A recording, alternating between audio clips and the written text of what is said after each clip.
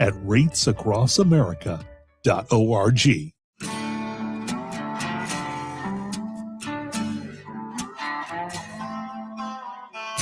Started out, you were sweet, sugared me like a peach, messed around, fell in deep. I said yes when you called. It's Sunday, January 11th, and you tuned into the People's Patriot Project. We got your 6 at 6. Right now, you're listening to We Patriot Radio, proudly produced in partnership with Reach Across America Radio. Together, we share a mission to remember the fallen, honor those who have served, and teach future generations the value of freedom. A freedom secured by the brave men and women who have worn our communities and nation's uniform.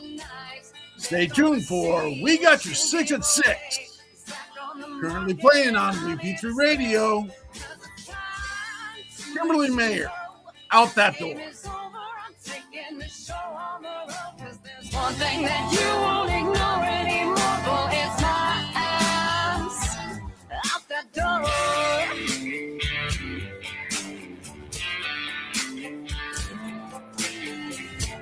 You forgot it's my town. Left, your left, left, right, your left. You got it.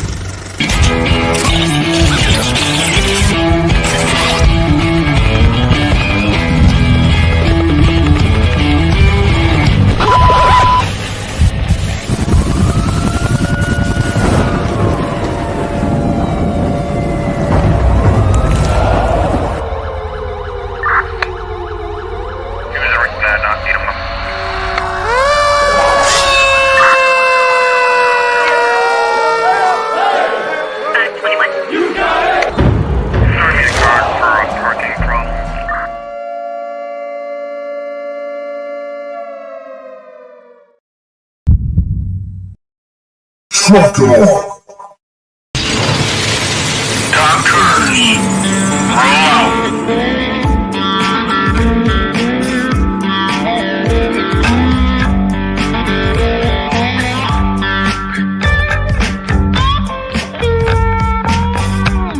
You're watching or listening to We Got Your 6 at 6 Patriot Playtime.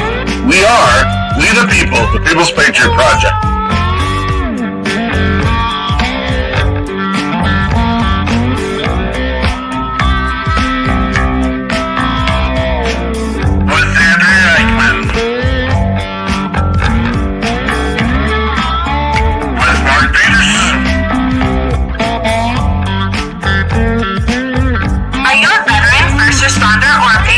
For a place to put your skill set, your thoughts, and ideas, or want to help continue the mission, you have come to the right place. We are the People's Patriot Project, and we are the shock and awe when it comes to meeting the needs of our veterans and first responders. We are dealing with a new enemy in today's world where the wounds are not always seen. We want you to be a part of this mission in saving lives and making a difference. Welcome to We Got Your 6 at 6 Patriot Playtime. Here's the We P3 team bringing you today's best heroes hits in the boots on the ground organizations that are saving lives. And as always, Patriot Pride.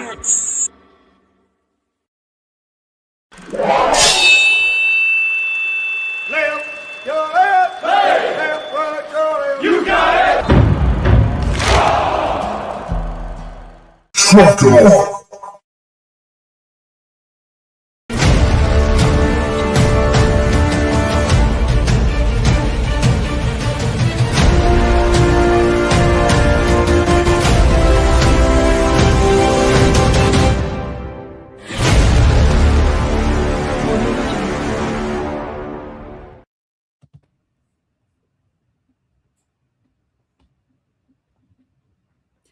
Good evening. I am Andrea Eichmann here with you tonight on We Got Your 6 at 6, our weekly show put together by the People's Patriot Project.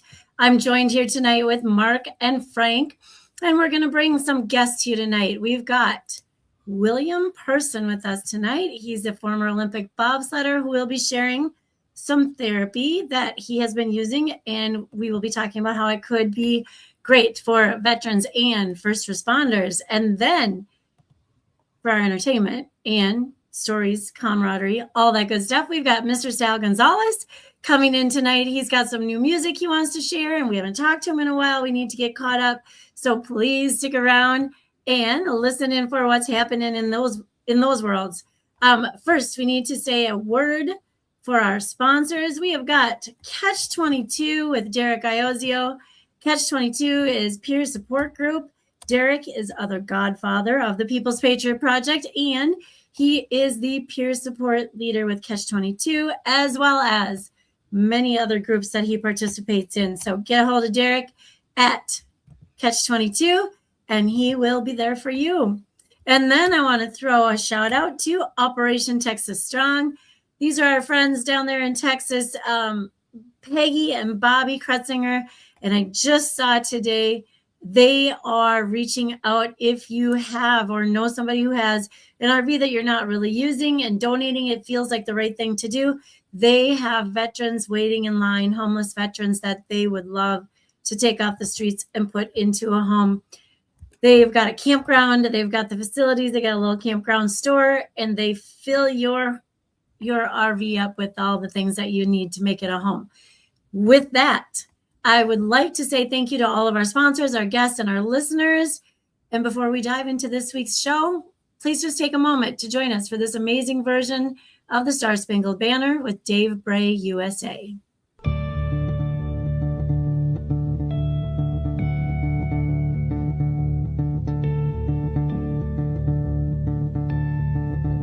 Ladies and gentlemen, please take the time to stand if you are capable of standing. Out of honor and respect, please remove your covers and prepare yourself how you need to show your greatest gratitude for the amazing freedoms and liberties we have achieved under one of the most powerful symbols in the world. Please cast your attention as we respect our old glory.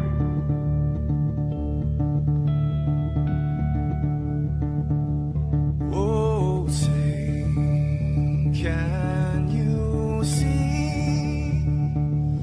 by the dawn's early light what so proudly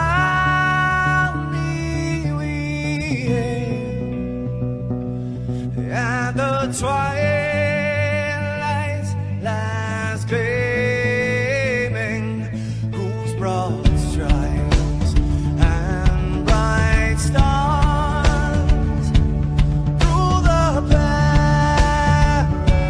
perilous fights, oh, the ramparts we watched were so gallantly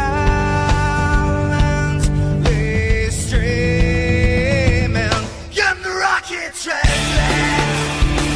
the bombs bursting in air, gave proof through the night that our flag was still there. Oh, say, does that star-spangled banner yet wave o'er the land under the free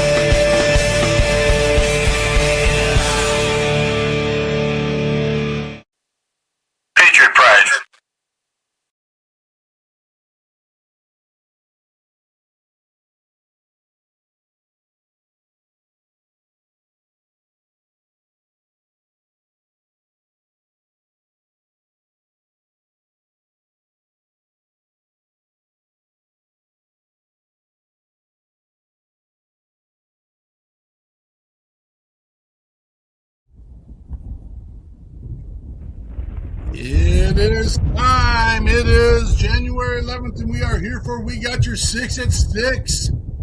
And we have an amazing show for you tonight, folks. Just got three things to say. God bless our troops. God bless America. And gentlemen, start your engine! That's a little bit aggressive, and that's the way we like it. We got to get her done. We got a little bit of work to do before we get going. And why are the guests on the bottom level? They never get to go on the bottom level, and Frank never gets to be up there. So we got to fix that. If you're on podcast world, you won't get to see what we're doing, and that's okay. It's for some of you, it's probably better that you don't see some of our panel, but we got a pretty sharp looking panel tonight. We are a working group. We are boots on the ground. We are getting stuff done. We want to make it work. We're here to take care of veterans and first responders and whatever their asks are. We have and do this show on Sunday nights to bring boots on the ground organizations, influencers, and knowledge, skill, and base set to help. And then we get to dance in the world of the music world with, and tonight we got Sal, which is not a wah-wah. That is, I get excited every time Sal comes on. But we've got William Pearson here, United States Bobsled team. And we will talk about that here in a second. But again, back to what I was saying, because I'm doing my little random thing all the time. We're here to work. And the first thing we need to do is all of our listeners need to take a moment. You need to pick up your device and you need to listen to what Bastian has to say. Bastian the Bison. At the People's Patriot Project, our mission goes beyond words. It's a rallying cry for action. We all share the vital responsibility to check your six. Our journey begins with self-assessment. Take a moment, battle check yourself, and determine if you're truly mission ready. If the answer is no, don't hesitate to reach out. Use your skills, tap into your resources, and connect with your network. Whether it's a trusted friend, an organization, or simply calling 988, remember, you must be battle ready to support the mission. Once you feel prepared, it's time to extend that support. Reach out to 6 individuals in your circle, check in on them. No agenda, no judgment, just genuine connection. This is how we cultivate strength, shield one another, and continue serving our communities. Together, we can reaffirm our commitment. We got this. Patriot Pride. So you got your device, you're going to put in just checking on you, you're going to send, copy, paste, put that into 6 conversations. The things that we hear in our network is, why didn't I reach out one more time? Why didn't I get a chance to say, I love you one more time? Why didn't they reach out? Here's your chance, brothers and sisters. Get her done. Check your 6. William Pearson, 9-year USA team. I'm going to be honest. Here's my deal. We're going to hear who you are, and we're going to hear what your mission is. But I have a visual in my head every time I think of a bobsled team. Sorry, it's not USA. It's the Jamaica bobsled team.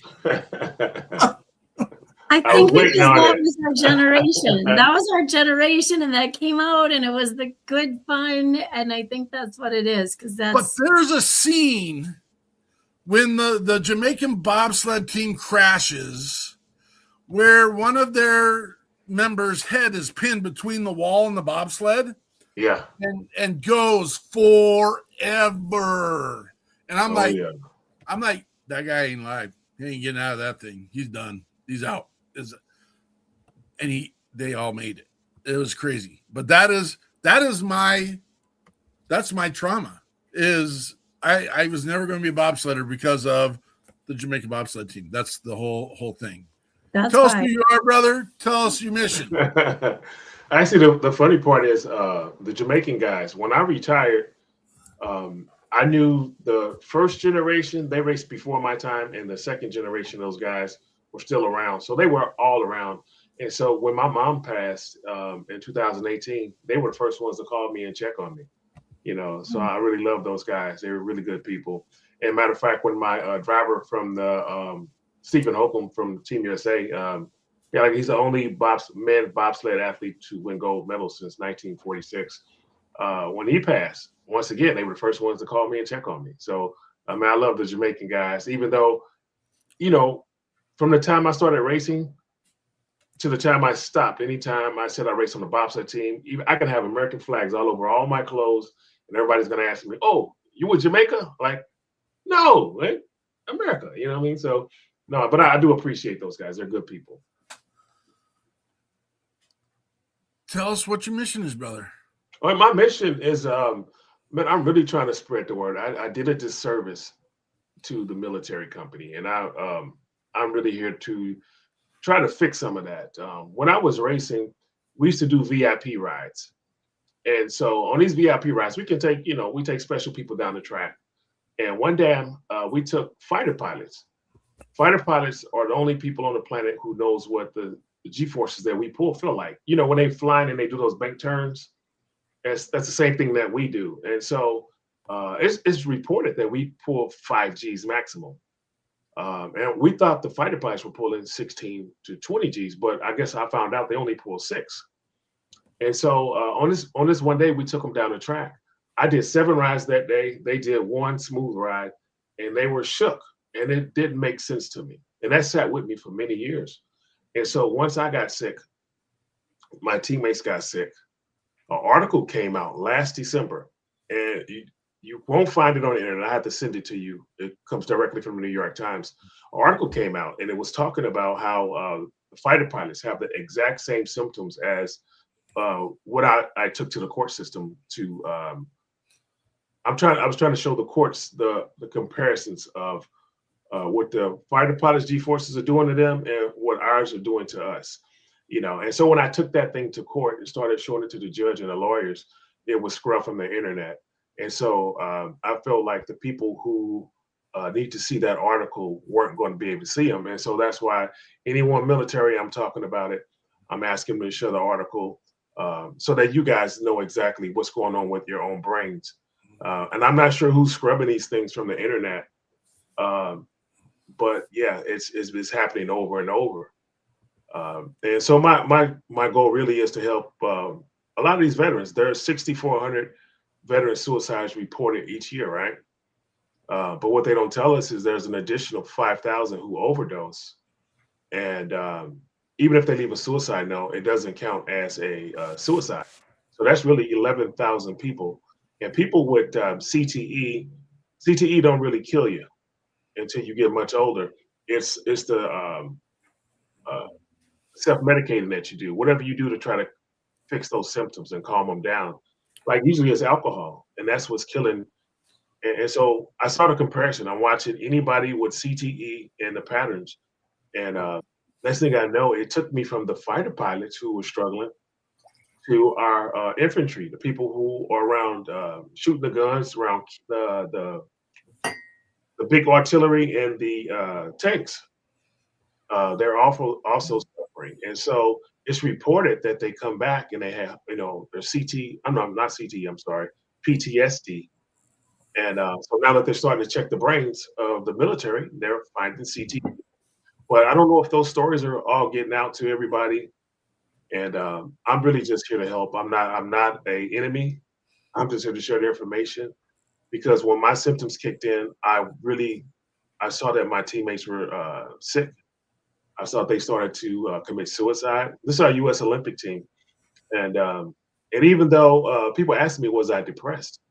And the truth was, I don't remember being depressed, but every night I was on the ground praying for death, like I was begging for God to come get me. Because I used to be a counselor, so I know the trauma that puts on your family. So I could never take my own life because I didn't want to do that to my family. But I was no stronger than my other teammates. I want to make sure that's clear. Like I was praying for that death, but some of my teammates began to take their life. And the truth is, somebody showed up that the guy who saved my life is Joe Namath. He put out a series of videos, and he said that he reversed his CTE symptoms using hyperbaric oxygen. And so, nothing else worked. All the doctors told me different things to try. And none of that stuff worked. So I didn't believe this thing would work. And I was in that chamber for 1 little hour. And when I got out, my life changed. And so anybody who's, I guess, has the possibility of having CTE, and you've been in the military, you've been around those compression blasts, if you were a football player or a soccer player or a hockey player, or a housewife who's been battered, because that's the next big population that's growing. They're checking their brains upon that and found out these housewives now have CTE as well. And so I'm just here to spread the word, guys. I don't sell these chambers. I don't get a kickback for doing this. It's nothing. Your name has saved my life, and I'm just here to pass it on. And so that's why I'm here. Well, and it's such a big news article, as we're going to say, the last 10 years that some of our greatest heroes, I mean, they've blamed Parkinson's, they blamed all these other mental, cognitive, degenerative disease. And then when you get in there and start breaking the brain down, they're finding out that it's, I want you to say the E word for encephalopathy. Say it again. Encephalopathy. Yeah, it's one of those words. It's there's too many. There's a C and a PH and a TH, and it throws me. I'm the school teacher here, and language arts, Miss Eichmann, you gotta use that word 3 times tonight in the show, just so you know, or you don't get paid. You know what? To be honest, there's a lot of words I still can't say anymore. That was one of my first symptoms. That I started to lose words. Like I can see them. It's like I can see them inside my forehead. They're on the inside of mine. I can see the words. But some words, some days I can't say them. And when I was cloudy, man, I couldn't read very well. I couldn't comprehend what I was reading, and I couldn't do basic math. Like if I'm going to buy a sandwich, and it's cost me $7.27, and I give them a $10 bill, I was literally at the cash register having meltdowns because I can't figure out how much change to get back. And I was electrical. $3. You wanted $3.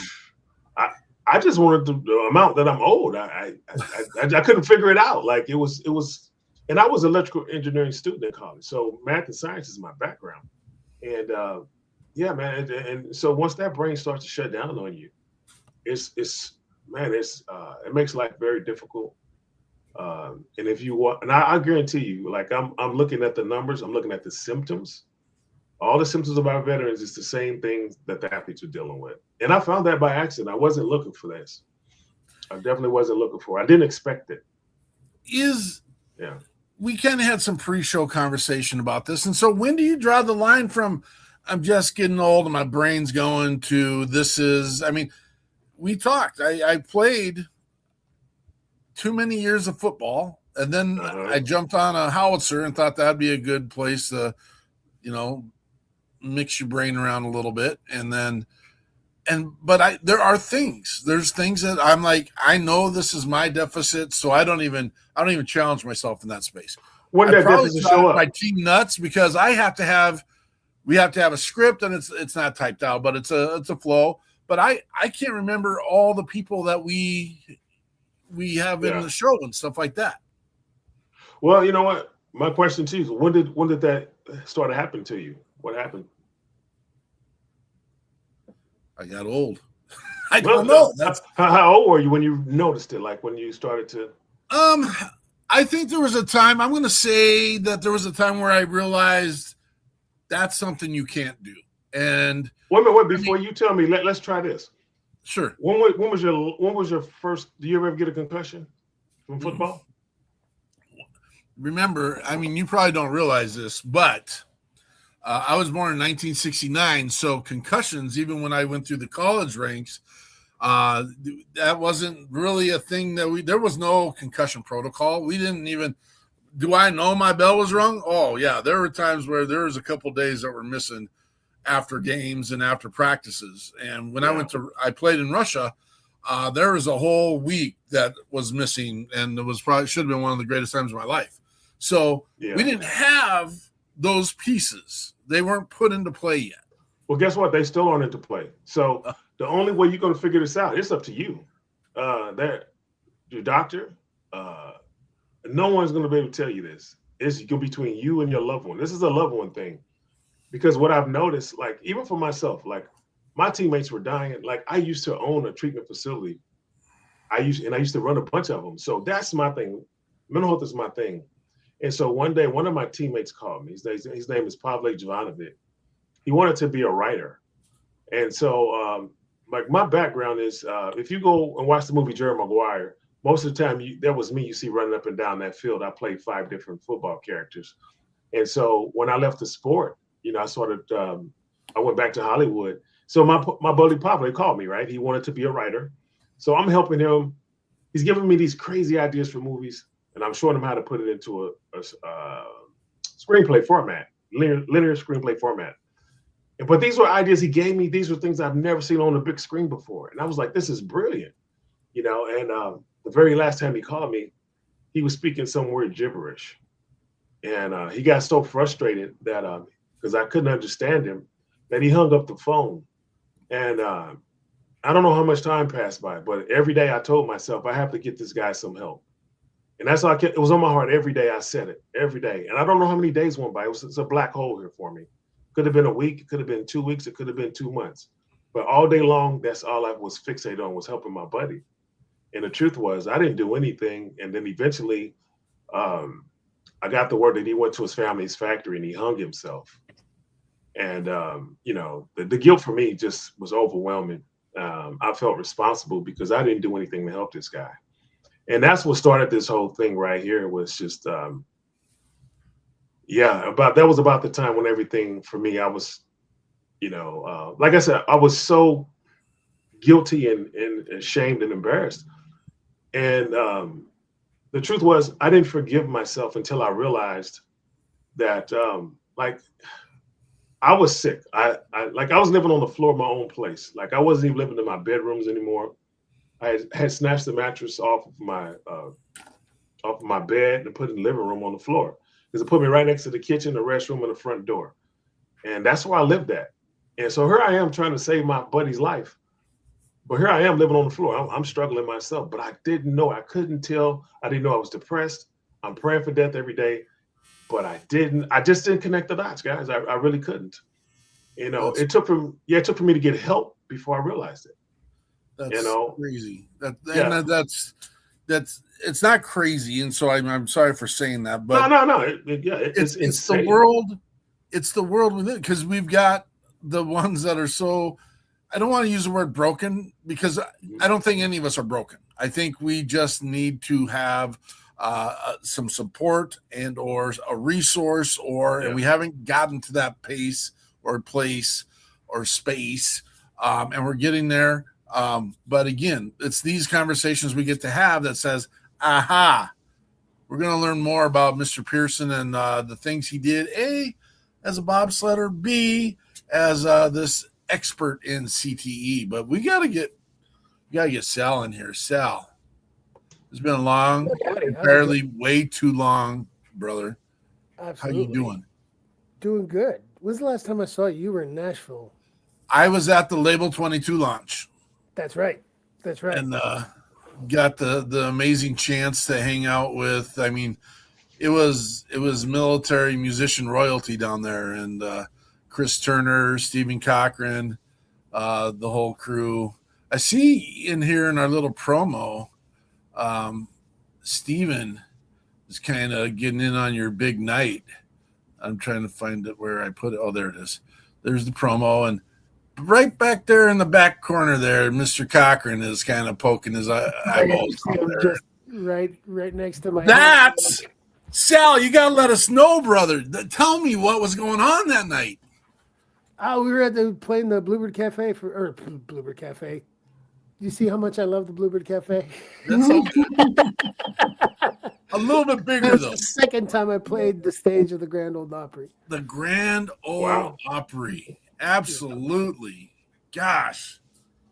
One of the exciting pieces is, and I can't say we're like super tight, but we've been able to watch you and your journey over the last 8 years, and have absolutely adored and watched, and just the character of who Sal Gonzalez is, and the product you put out there and what you commit to it. It's been an awesome ride, brother, and thank you for letting us be part of it.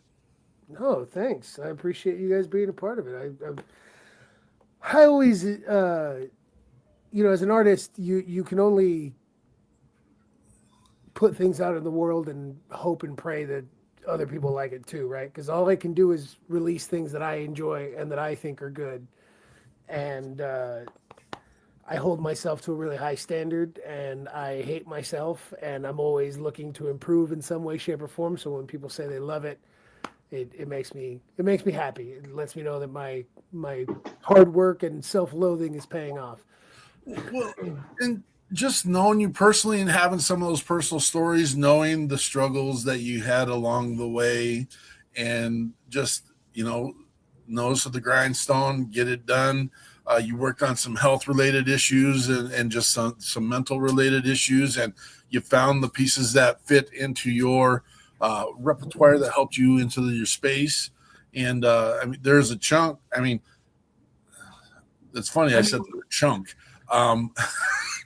There's a time where you were a chunk, and you knew you had to fix that, and so you got on. We're going to play 4 songs for Sal Gonzalez because there's one song I won't let him get away with not having during my time. And even when we were down there, it's been a minute. 2021, we had you with the WP3 Nashville Takeover, and you had a stage set. And I was running sound that night, and I was like, no way, we're not going to. Sal Gonzalez has to play Heroes, has to play it. And I yelled it out in the crowd. You caught it. Boom, done, got it. One of my favorite songs.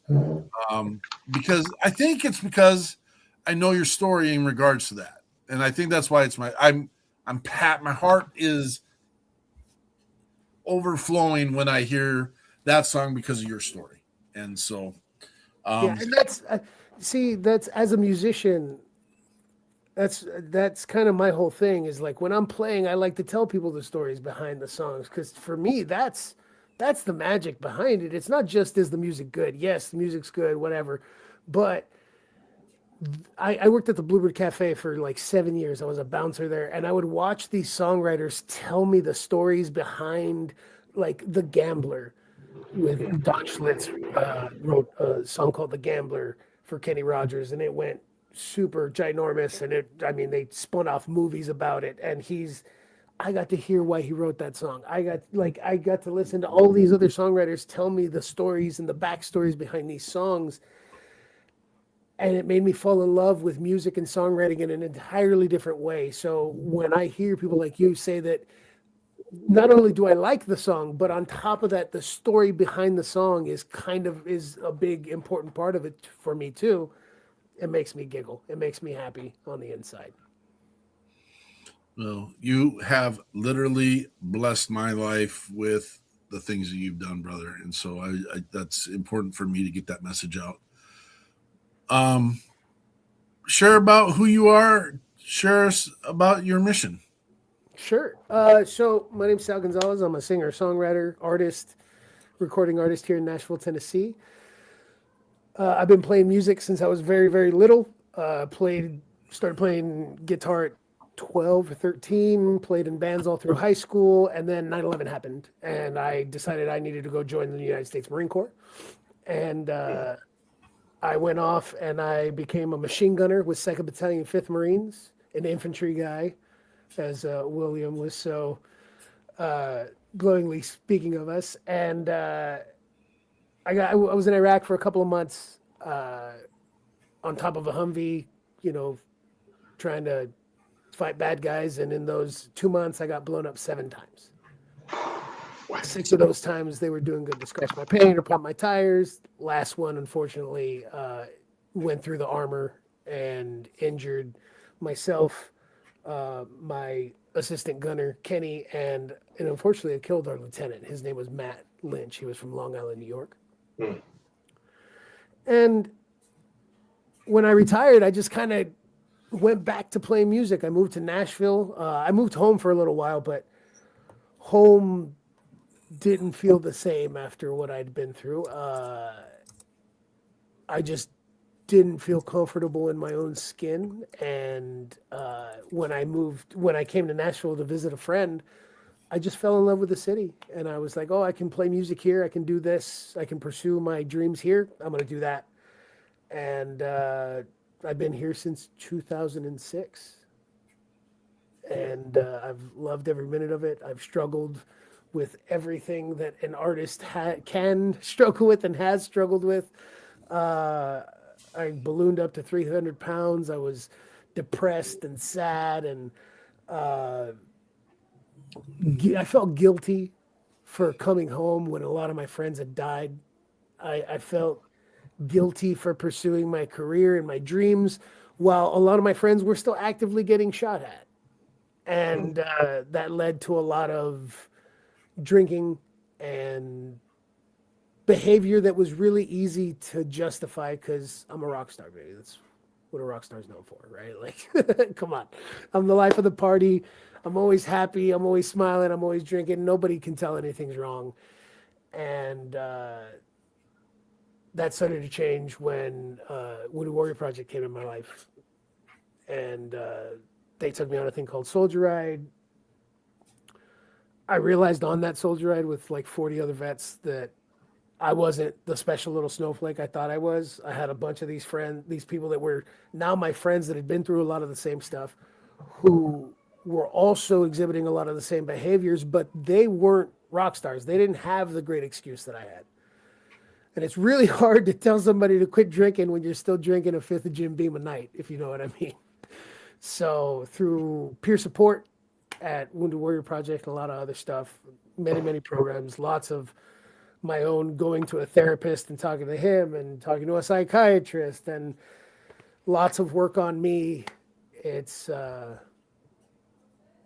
been a hell of a ride. We're in 2026. I'm walking around at just under 200 pounds. I'm a father of two and a better human being than I've ever been. So I've been blessed.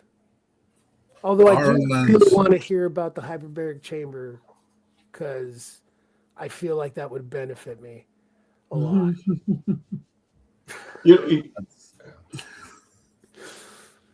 I'll tell you that chamber is it's a lifesaver. It's a lifesaver. Yeah. Matter of fact, there's the soldiers. They interviewed me from Great Britain. This is how I know 100% that this thing is not just that it woke me up. And there's millions of, well, I won't say millions. There's many people around the country who's doing this. I'm not the first. I found it because of Joe Namath. Matter of fact, there's a government agency. I'm not sure if you guys are familiar with them. It's treatnow.org. They reached out to me. It's for the veterans to get hyperbaric oxygen treatment immediately, and they shouldn't have to wait. So they're trying to get legislation changed here in California. They asked me to help be one of the spokespeople for that.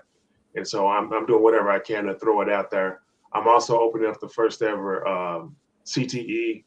The name of the company is American Post-Concussion Wellness Center. It'll be the first CTE post-concussion center for free for our veterans, and it's really going to be open to the American public eventually.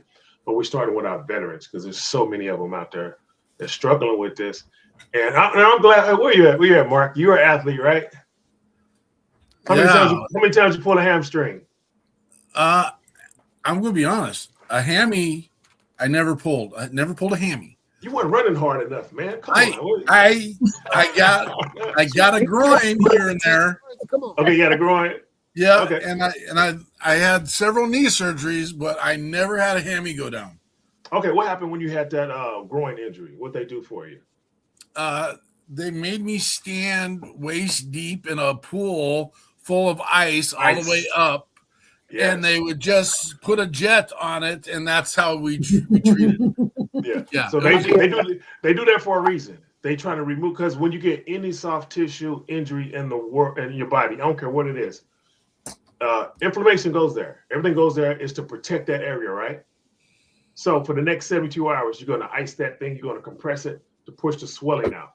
That's just what they do. I don't care what the soft tissue part is. You got to do it. And so after the 72 hours, they'll alternate heat, ice, ultrasound, electric stim, acupuncture. Now they do those suction cups, right? And when you get done with any of those injuries, you got a little bit of scar tissue left in the muscle, right?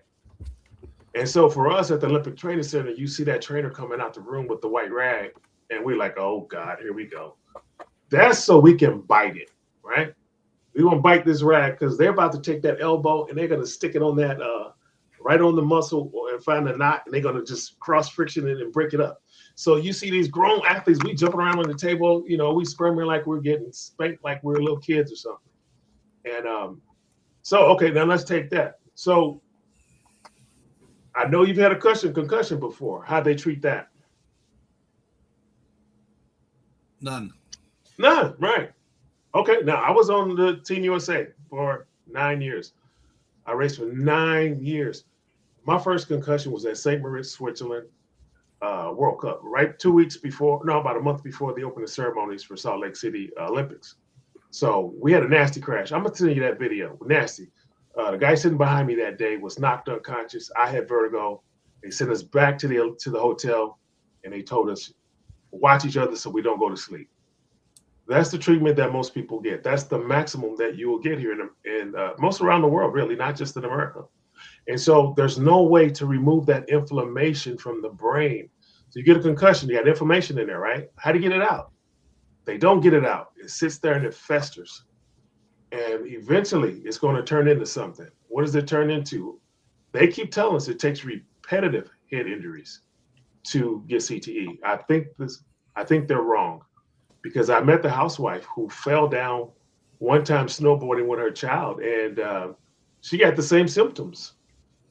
And so it's going to be the same treatment. And so I think the medical community has it wrong, and we have to find a way to remove that inflammation from the brain. And the only way to do it is this machine right here. No, there's another way to do it. Let me regress on that one. I was interviewed by these people over the soldiers in the UK. They cannot deep sea dive too far in the UK. It's illegal. So they take their soldiers with PTSD. They take them to the Bahamas. There's a blue hole somewhere over there. They go down in the water, and this guy was telling me this story. He didn't know anything about hyperbarics or anything. And he said, this is how we remove that PTSD. We take them down as far as we can, and we stay down there for a long time. And then he had that funny accent, so he kept saying a long time. You know, he was selling it, and I was getting goosebumps, because every time I get in this machine behind me, it's called a dive. I'm simulating going down in the ocean. That's what this thing is. And so what that thing does, it makes your blood think that you're 9 feet underwater, so your blood is like a gas. And now it can get through all the blockages. It's going to send blood everywhere it's supposed to go, and oxygen. It's going to oxygenate everything in the body. And so for me, I was cloudy for 10 years, guys. I can't make this up. My medical records, I'm happy to share them. And when I came out that machine, 1 hour, I promise you, 1 hour. I thought the salesman who let me use the machine was trying to rip me off, because I thought I was dying, guys. So I bought a house in the Midwest next to my family. And I went back there to die. I was going back there to die. And so when I got in this machine, this guy named Hans down in Orange County at Oxy Health Chambers, you guys can verify my story. I went down there. I'm in the chamber for an hour. I come out. I normally wear these glasses. They got a little bit of a tint to them, because I'm sensitive to lights, like smells and sounds. I'm really sensitive to that. So I'm in the chamber for 1 hour. I get out, I grab these glasses, I'm putting them on, and I'm taking them off, because I'm confused, because like all the colors were so beautiful now. Like, I guess I hadn't been seeing colors for a while. I don't really know, but everything was so extra pretty. And the salesman comes over. He's like, hey, what's wrong?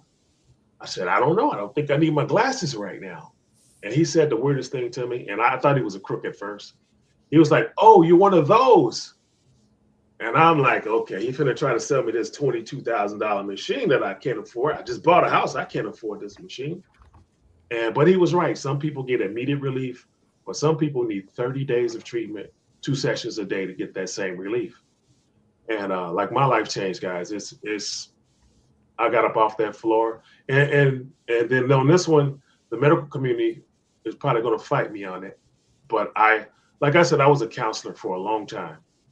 But I'm telling you, this is not a mental health problem. It's a physical injury that has not been addressed. So you address that physical injury, you undo that damage, which is the removal of that inflammation that's been set up in my brain all these years. And now I'm just, you know, as a matter of fact, you guys are adults, so I'm gonna give you the real stuff. Feel free to edit it out, you know, don't be mad at me. I'm gonna give you the real stuff. Okay, I get in this chamber, I come out, colors are pretty. I go home, I'm feeling pretty good. Okay, one thing about CTE head stuff, you'll get migraines. We get a lot of vertigo, things like that. And I fall asleep on the couch about 9 o'clock. I wake up at midnight. I got a migraine. I'm thinking, oh my God, this chamber might have done damage. But the only reason I knew that wasn't true was because while I had that migraine, guys, I apologize, but I had an erection. I've never had an erection with a migraine. Those two things just don't go together. Like anybody, if you ask anybody with a migraine, nobody ever said, let's go make love while you got that migraine. You don't want anybody around you. You don't want any smells, colors, lights. You just want to be hiding in the corner. And so I climbed into bed. It was midnight, went back to sleep. I woke up in the morning. I could still feel where that migraine was at, but I'll be damned if that erection wasn't still there. And over the next few hours, my cloudiness that I had for 10 years was gone. It was wiped off me. After 6 days, I could feel it start to kind of come back. They let me come back, get in this machine. And now I'm clear for 9 days. So after that, I had to buy one. So that's what's behind me right now. This is my machine. And it's been a lifesaver. And between that and now with the people who deep sea dive to do the same thing that this does, the same results, it lets me know that I know this is exactly what the answer is. Yeah. Well, That's awesome. And you probably just sold a bunch of chambers now for other reasons. And so okay, and before you buy that chamber, do not go buy a chamber. I'm gonna tell you that right now. Don't buy the chamber. Go, they're in your communities. That's the good thing. They're in the communities. Go to your Google search, type in hyperbaric oxygen near me or HBOT near me. You'll find them in your wellness centers, in your chiropractic office. Don't go try to find the ones in the hospitals. Those are 3.0 atmospheres. They will not treat you. They will only treat you if you can, if your insurance will pay for it. Insurance won't pay for this. Insurance will pay for 14 different ailments with the hyperbarics, but this one they won't. They said they don't have the studies yet. The studies are out there, and a ton of them are through from the military people. They're around the country doing it. And there's so many people getting treatment, but not everybody's able to get it. Not everybody knows about it. And that's why I'm here. I'm just like, you know what? All I can think about is 11,000 veterans per year dying. I'm thinking like, man, it made me sick to my stomach because I'm thinking all they need to do was get in my chamber behind me. That's all they needed.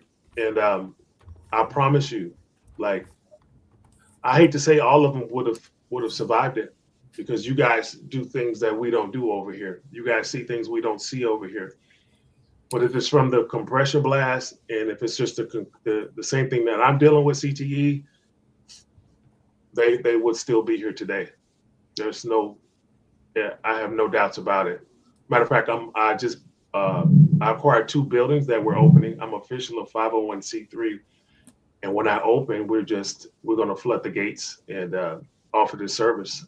And it'll be 100% free because it's $12,000 a month for that first month. Our vendors aren't going to be able to afford that. I'm sorry. Go ahead, Mark. You had a question. Where are you located, William? I'm in Los Angeles right now, but I'm going to have to open this one in St. Louis in the Midwest because put it this way, from what I'm going to pay for rent here, I can buy the building, own it, and put it into my foundation, and it'll be here to run forever. And well, I might as well throw it out here. I'm a whistleblower, guys. Like, whistleblowers in America don't live long. That's just the truth of it. And I've already been warned by some pretty big people that some other pretty big people don't want this information coming out. But it was more about the Olympic stuff. It wasn't about the military. And, like, I just have to be very careful what I do, where I do it at, and where I'm at all times. If you saw the movie Concussion, I think you might understand.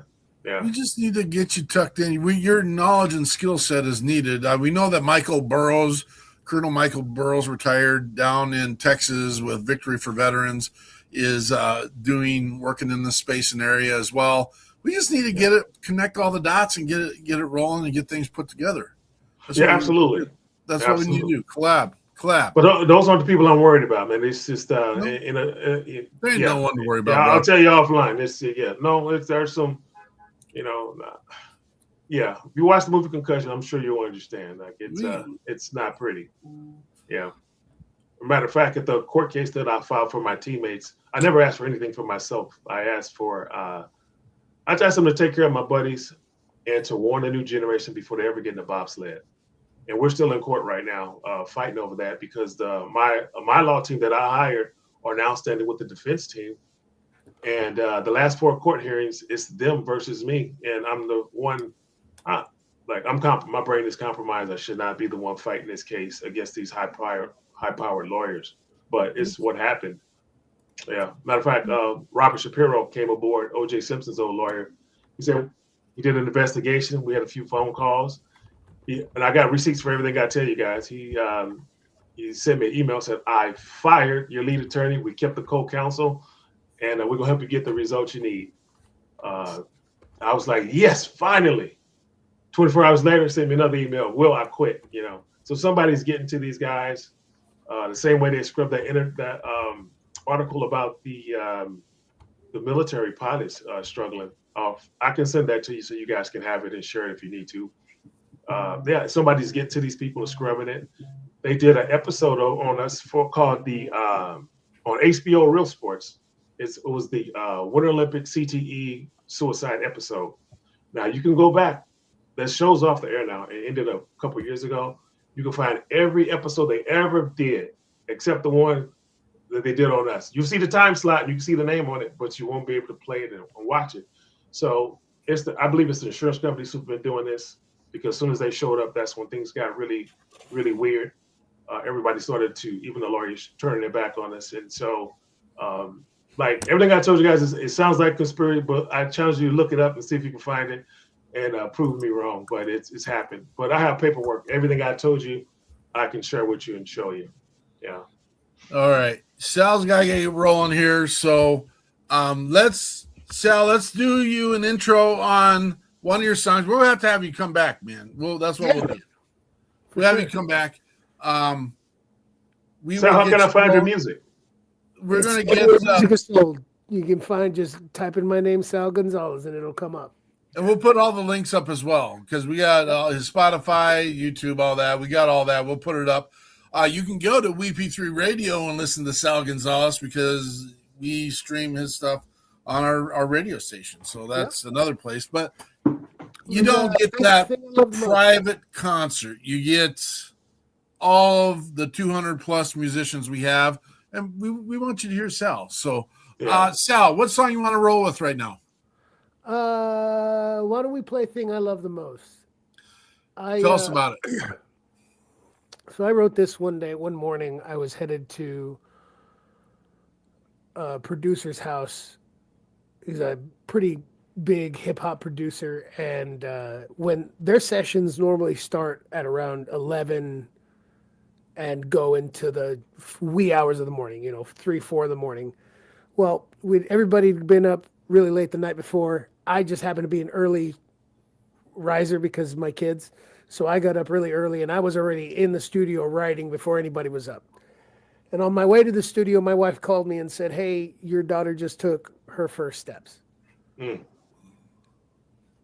as a professional musician, as a songwriter, I travel a lot. As a spokesperson for Wounded Warrior Project, I travel a whole lot. And that had been like the 5th first that I'd missed from both of my kids. So I got fed up, and I wrote a song about it, because that's what songwriters do. We get sad and we write things. And not only did it kind of portray what I was trying to say, but it ended up being universally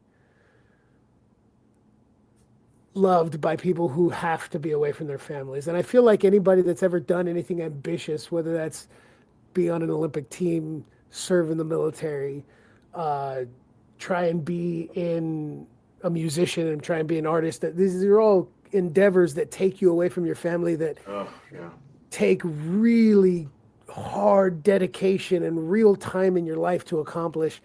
And anybody that's ever had to do anything like that, this song's for you, because I love what I do. I'm not complaining.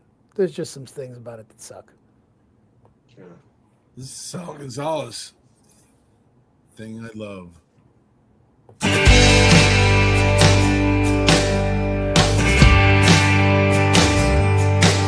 I'm starting to hate the thing I love the most.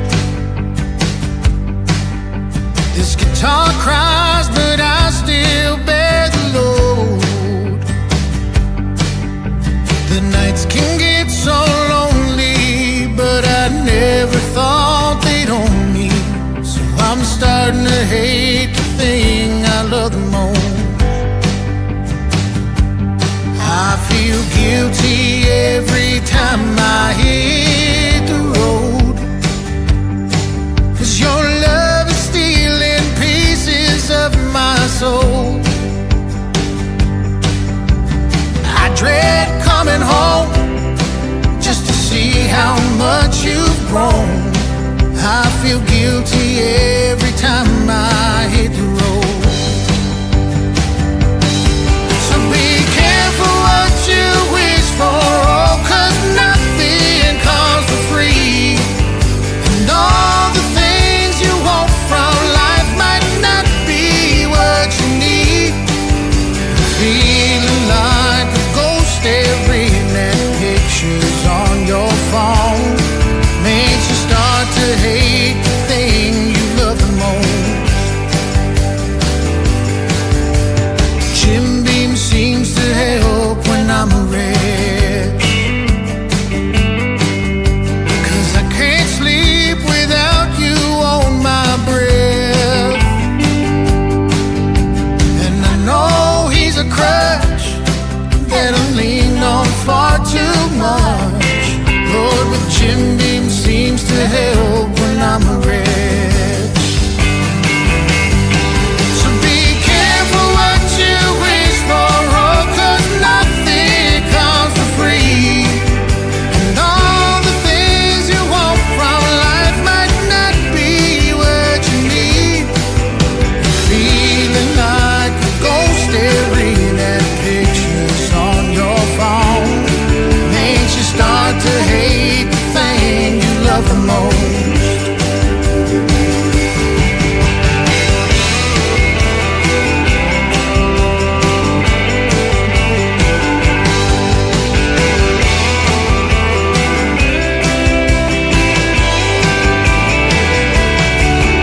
I'm learning to love the things I hate the most. It took so long for me to get the joke,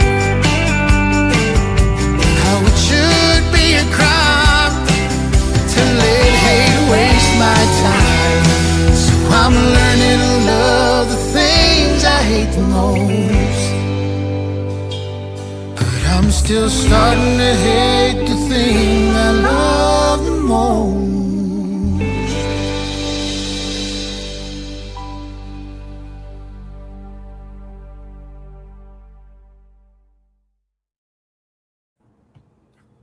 That is Sal Gonzalez, the thing I love the most. Thanks a lot, folks. I really appreciate you, Mark. Thank you, guys. Thank you, everybody. Thanks, everybody out there watching. I can't thank you guys enough. We've been friends for an awful long time, and I always just really appreciate you. So You're a blessing, thanks to brother. everybody out there. See y'all. Patriot Great Pride. music, man. Great music. Thank you, Will. It's a pleasure to meet you. See you guys later. There is such a gigantic posse of people down in the Tennessee area. Can we get you to move to Tennessee, William? You know, I won't be too far from there. I go to Tennessee a lot with my dad. We go fishing. We go to Tennessee, then we go down to Mississippi. And so, I went to a college there right out of high school called Knoxville College. I didn't have a good time there. I left really quick, but Well, yeah, I love Tennessee. I love Tennessee. There is a gigantic the team that Label 22 and just the people that are in the network down in that space with Brian Roman, Stephen Cochran, just amazing people that are down there, and they get it done. And we'll. Is that your hyperbaric group that you were referring to? Say it again. Is that the group that you said that they're doing hyperbaric? Is that in Texas? No, that's down in Texas. Okay, yeah. Yeah. So, no. So, and we'll listen to more of Sal's music tonight. We'll just throw one in for a time taker, and then we'll end with Heroes. He doesn't get to make a decision. In fact, maybe we'll just play Heroes next, because I need you to know where this guy has come from and where he's gotten, and it just the story. So he woke up in the hospital from when he was in his last explosion, and he was missing his leg. And the story go, well, I'm going to get into it. We'll go. Frank, tell us the news, brother. Man, I was waiting on him to tell me that story, and I was like, wait a minute, how'd you just jump over the part where you got blown up, but the leg was missing? I wanted to ask him that. Yep. Yeah. I was about to harass him on social media somewhere. I need that story, buddy. You can't just, you just glazed over that. Like, no, Yeah. wait, what do you mean? Like, yeah. I was waiting on the commercial break. I have questions. I had questions. All right. The stories we got today are all kind of around a theme, I think.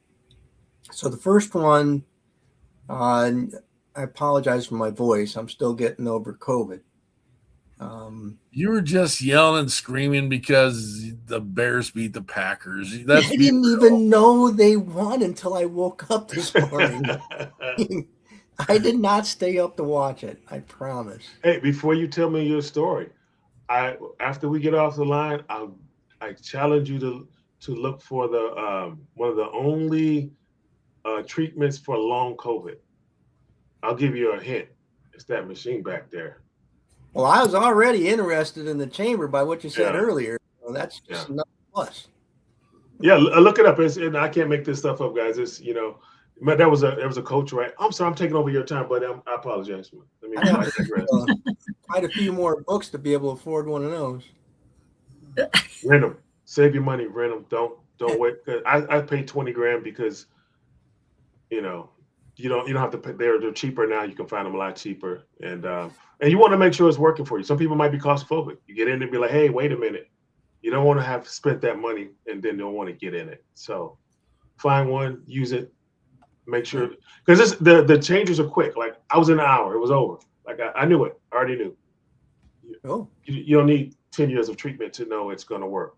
So you can rent one, rent it, pay by the hour. You'll know. Then you buy one. Yeah. Deal. Thank you. All right. So they had a meeting in Europe with Ukraine and a bunch of the supporters in Europe. And some interesting things came up. It looks like all of Europe, NATO, and most of the countries in the free world are willing to back Ukraine once a peace deal is reached. And by backing Ukraine, they are planning to provide refitment of the entire Ukrainian army. They're also willing to include training and air, land, and sea support to help deter any future attacks by Russia. So, one of the sticking points that they had earlier was saying that Russia did not want Ukraine to become a member of NATO. Well, they're not allegedly going to be a member of NATO, but it would appear they're being backed with security promises from all of NATO plus additional countries. So we'll have to keep an eye on this and see where this goes, because I'm sure the Putin guy is not going to be real happy with all this.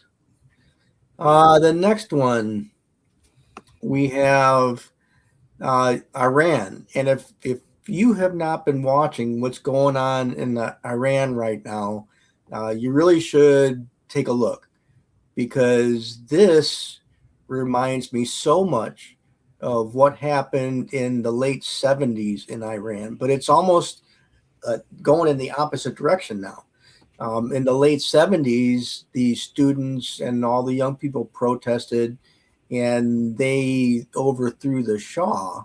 And that's when the people in the embassy in Tehran were taken hostage for a year. This time, the people are protesting against the leader of the religious leader of Iran, and are wanting to go back to a free society and have democracy come out again in Iran as it was once, although there was a lot of corruption. But this is growing, and there's even cities in Iran that are now flying the flag of the deposed leaders from the 1970s. So that the flags are coming down for the current regime, and the flags are going up in support of the prior rulers or leaders. That's another one we'll watch. The next one we had a story on a week or two ago where we talked about California revoking commercial driver's license for 17,000 immigrants. And the reason was that their licenses would extend beyond the time that they were legally allowed into the country. So what happened, do you think? Yep. The immigrants put together a lawsuit and filed a lawsuit against California for being willing to take away their commercial driver's license. So California, of course, caved, and they've decided that they will not revoke or any driver's licenses until March, because they're getting pressure from the federal government and saying if they don't revoke them, they're going to lose hundreds of millions of dollars in federal support. So this one's another one that we'll keep an eye on down the road, and there probably won't be anything resolved until late February or early March. But this has gone back and forth a couple times, and it's a big story for those folks who live out in California and the rest of the country as well. And lastly, this is the I can't believe this really happened area. And this one is one of Mark's favorite things. The viral 6'7" saying has topped the 2025 list of overused words and phrases. So this might be good for teachers and folks that have to work with the young people, because they're saying that it's so overused that according to the younger generation, it's cooked and it's not going to last. It's on its way out. They said that this is among the top 10 words, and there's the other ones that were included into this are demure. I don't understand that. Mm-hmm. Incentivize. I don't really understand that one. Perfect. Yeah, we overuse perfect. Gift or gifted. My bad. Okay. And reach out. So all those words are on the list of words that are overused and should be going away. There are around 1,400 submissions, and they came from all 50 states and a number of countries outside of the U.S., including Uzbekistan, Brazil, and Japan. So I guess everybody's had it with this 6'7" dumber, whatever it is. And that's the news for today, brother. I think Eichmann probably deals with that a lot more than I do. Probably. But which one? How many times a day do you hear 6'7", Eichmann? Yeah, it's fading a little bit, but I bet I have 5 different hours of kids. I bet I would hear it, I don't know, minimum of 20 times a day. And then heaven forbid, like you need a date and you're going to have your quiz on the 6th or the 7th. And then they go, oh, you did it, Miss Eichmann. I'm like, yeah, I did. Very, very much. We'll have it on the 7th. Yeah, well, heaven forbid was the 11th on the list. You should just say something along the line. Well, so when they say 6'7" to me, I just say apples are red because it makes no sense. And I was just like, okay, good. Deal with that. And they're just if I was a teacher, I'd say Dumb and Dumber. One time I said 7, 8, 9 because then that's nobody'd hire me as a teacher. You there's probably a reason why you're not teaching, and that's hey, I got this new hat. You look like a reporter. Well, I'm waiting for the press credentials to go on the front, but yeah, this is my new podcast tell the news story hat. So real quick, and I got to make sure it's even in this studio here because it's such an endearing song, and we're totally blessed by Sal Gonzalez, and just because Mr. Pearson kind of wanted to know the story, and I don't feel like I do it any justice because I mean I wasn't there, but Sal shares that he's blown up. He doesn't know he's blown up. And they get him to Walter Reed. He doesn't wake up till he's at Walter Reed, and several days. So call it coma, call it whatever you want. He's not conscious, and so he remembers. And this is how I remember the story. So he remembers waking up and his father's there, and he's like, "I'm so glad you're here. You're a hero." And Sal has reflected in that conversation, and this is the song that came up.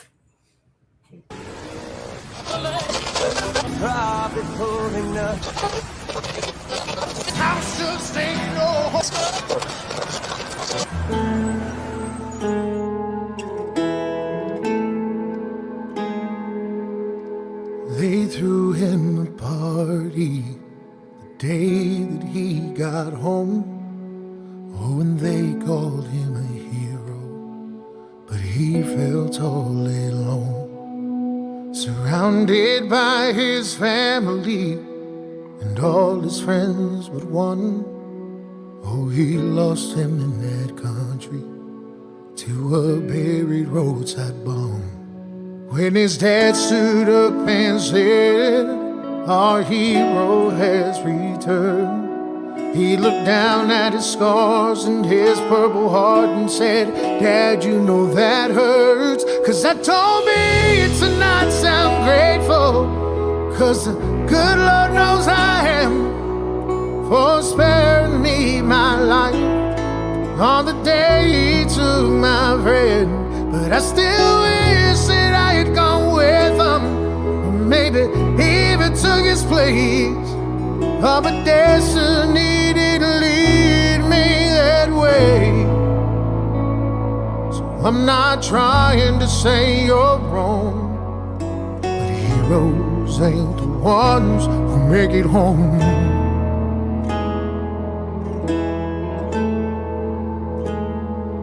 He said Danny had a daughter that he'll never get to see, and I know that he was proud, but he was only 23. And they gave me this medal, pinned it on my uniform, but this piece of tin don't mean a thing, no, if it can't bring them home. So I told me to not sound great,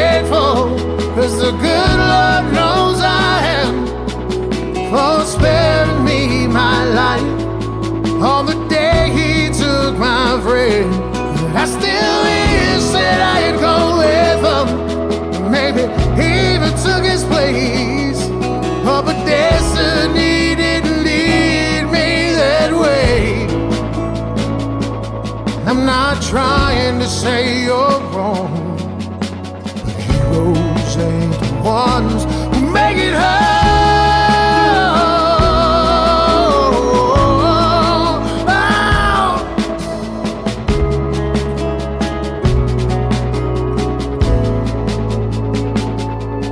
Don't need to not sound grateful, 'cause the good Lord knows I am, for sparing me my life on the day he took my friends. But I still wish that I'd gone with them. Every day I'd take their place. All my destiny did lead me that way. I'm not trying to say you're wrong. Yes, I am. 'Cause heroes ain't the ones who make it home.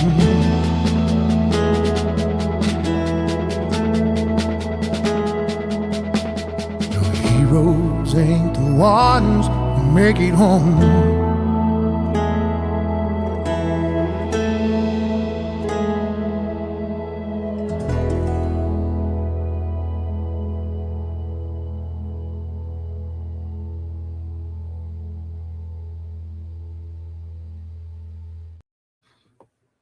That is Sal Gonzalez with Hero, just a self-reflection.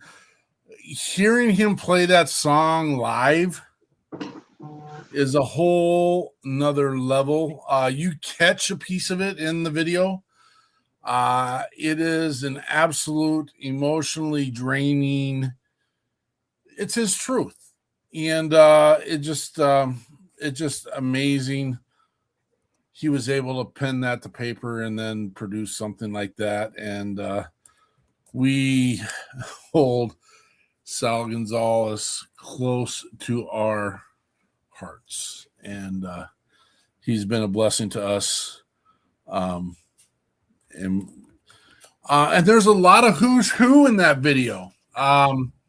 Brian Roman of the Romans Heroes Foundation.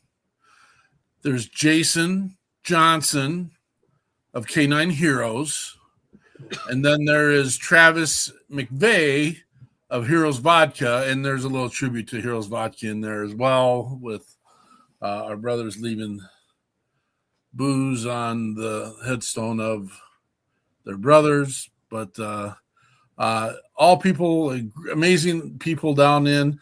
Brian is also part of the upper echelon for Label 22, which is a veteran-owned recording label down in Nashville as well. And so just an amazing team of people. And that is just the tip of the iceberg. I mean, we got Chris Turner's part of that label. And I get, again, my brain, the subject matter of this episode doesn't connect all the pieces and remember all the things I wish it would remember. But you know what? I think another thing that holds us back, because we don't really exercise our brains the way we used to with the memorization, because we got Google, and not only do we have Google now, we have AI. So I can type stuff in and say, hey, who are our veterans in the Nashville area? And it will come up with a list of all the people. And I can tell you a story about the majority of them. And because we've been blessed. And so I do remember the things we've done together. So, what is the next big step for William Pearson? What are you going to get done next, brother? Well, my 501c3 is official. And so what I have been doing for the last year and a half, once I got stable, I have a TikTok channel. It's dedicated to showing people how I use hyperbarics. I was showing people the ups and the downs. Once I saw that it was working. So I was trying to show people, like, you know, you don't have to perish from this thing. There's the things you can do. It's not always pretty, but, you know, and once I got stable, I switched it over. It's now I teach.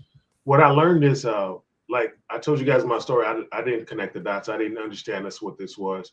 No one does. Haven't met any athlete who's dealing with this, who knew this is what they were suffering from. And so my TikTok channel is really now focused on loved ones, because like you hear it on every time you see somebody commit suicide or commit a murder. or whatever. They say the same thing. It's the same thing over and over. It's patterns, guys, and we're ignoring the patterns. That pattern is they always say they were such a sweet person until they weren't acting like themselves or they're acting out of character. And that's the number one sign when you know that there's something going on. And the other thing is if they go to the doctor and the doctor's checking them, the doctors are asking you, what are you dealing with right now? What they need to ask you is, where were you 5 to 10 years ago? Because I've been able to almost notch this thing down to a science. It's not quite a science. Everybody's a little different. But from my first concussion to where things got unbearable, like where I knew something was really wrong, it was 10 years. And then at that 10-year period, there was another 6 to 8 years where at that point it was undeniable, something's wrong. I'm dying, I'm praying for death, you know. So there's a 10-year period. So in between that, you should see some red flags. I saw them, ignored them, I rationalized them. But it's that 10-year point, and then that 16 to 8, well, the extra 6 to 8 years, that's where it really gets you. And so I'm just trying to teach people the signs.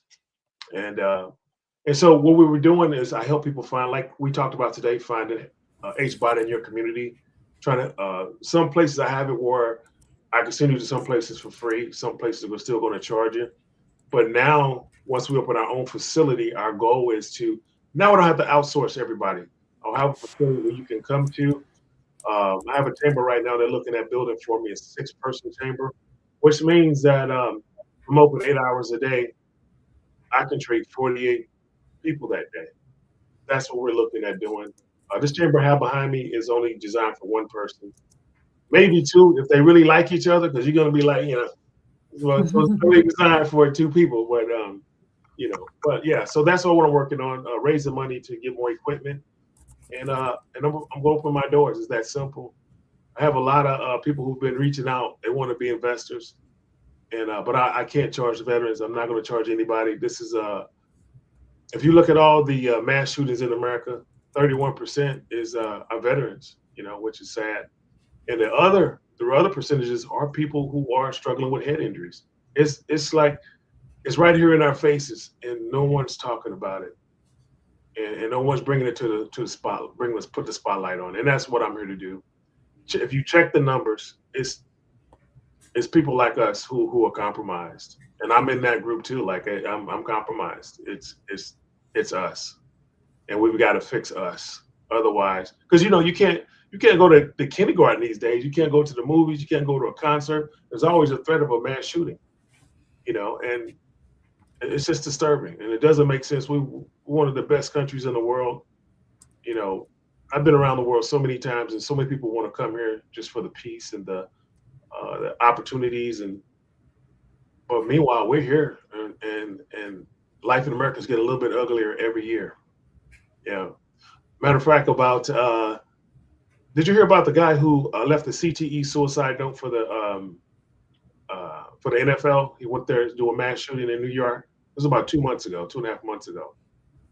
Well, anyway, on that, I have a TikTok channel. You guys go back and fact check me, guys. Anything I tell you guys, please fact check me. I was wearing a Red Team USA shirt, and my social media was going crazy because this guy left. He's a high schooler. He only played football in high school. He said he had CTE, so he's going to kill these people at NFL office. He got off on the wrong floor and killed the people at Blackstone instead. So they killed him, and when he left that suicide note, right?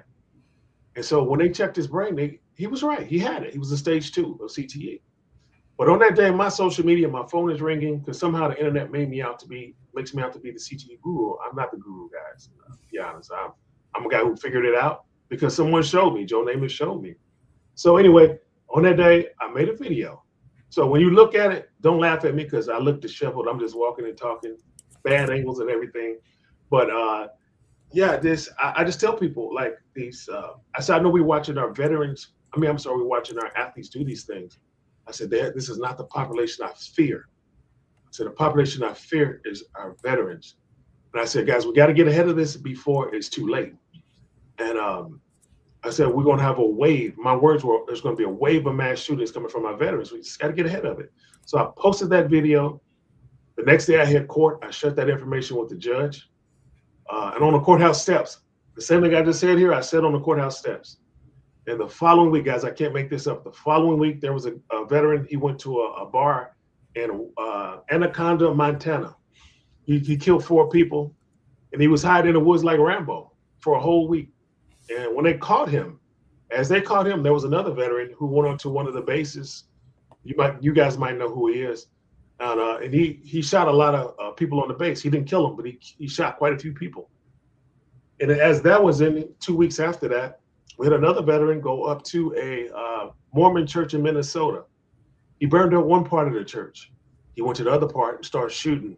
So when they stopped him, there were people missing, and they were sure they probably perished in that fire. But this is something like, we can't get away from it. It's right here with us right now.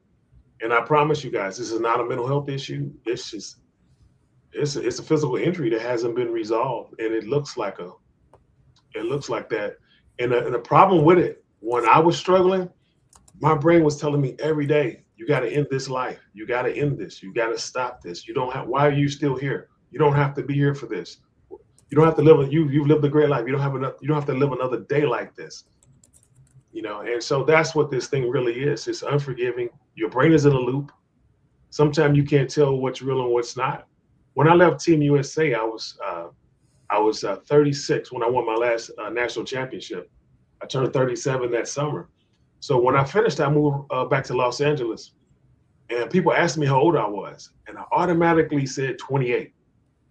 And I'd be walking away, and I'm doing the math like, wait a minute, I'm not 28. I probably look like a pervert to most of these young people who are asking me questions, because here I am lying about my age, but I wasn't lying. I really thought I was 28 for some reason. So our brain gets stuck in that loop. Now, when it comes to the veterans, man, I know how dark it is. Some people have told me, like, I've met people, and I don't say names here, but like one person told me they have a hit list of people they want to murder. And they have a special therapist. It's a special therapist whose only job is to keep them from murdering the people on that hit list. That's what we're dealing with here. And so we just have to do a better job of helping everybody. That's really what my goal is. I don't have any other motives than that, just helping. Yeah. There's definitely a lot going on in the science of this. Not getting wrapped up in the stuff, but I mean, there's a way or a means for people to make a lot of money on this, and that's what our country's based on. And so that's a frustration when we should just be taking care of those that took care of us.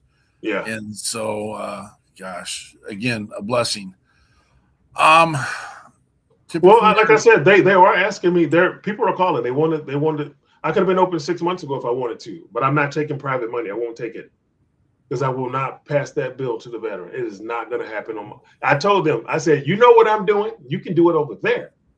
I said, my place when it opens is going to be for free. That's what it's going to be. And so, so many people are trying to talk me out of it. It doesn't make sense to me, because I tell you what, when I woke up after 10 years of cloudiness, man, there is no price you can put on that.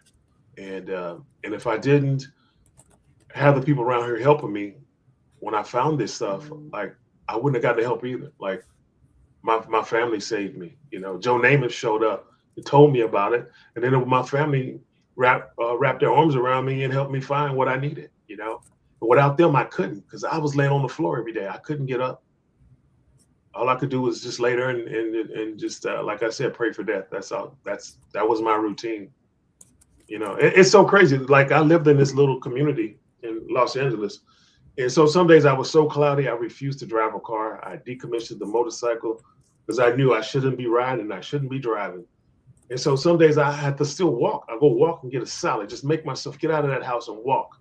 And so I lived in this little community, and my street is like, my apartment was here on this block, and all the stores were on this side. So all I did was walk 200 meters, make a left, another 100 meters, make a left. Stores are right here, right? So some days I ask myself, what if I go the other way? What's on the other side? I couldn't figure it out, guys, and I was having meltdowns over, it's the same thing, idiot. You just made 2 rights instead of 2 lefts, but that's how unforgiving this thing is. And once you get there, if you don't have people around you, you're not coming out of it. That's just the simple of it. You're not going to make it. It's your loved ones. It's the loved ones who's going to save you. So if you look at the last 2 years of NFL suicides, all those gentlemen were now living separate from their wife, except for one.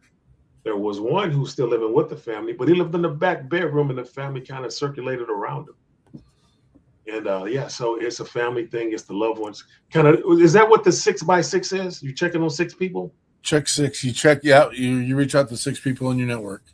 My God, that's brilliant. I started that with my teammates when I found out about all the suicide. I started that, but what I forgot to do was to put somebody in a place to check on me. So when I hit the lowest, I didn't have anybody to call, and I was like, oh my God, like, it's just, man, that is brilliant. I haven't heard anybody else doing that. I thought I created something new. Like, look at that. Well, get this one, man. Like, when I came out of dementia, I didn't know I was in dementia, but when I came out and I realized I was in it, I went to the people who sell these things and who manufacture. I was like, hey guys, man, I don't know if y'all know this, but I was in dementia, and I came out of it. And the guy said, hold on one second. He went in his desk drawer, he pulled out this piece of paper and he popped it in front of me. I have it somewhere. And he gave it to me.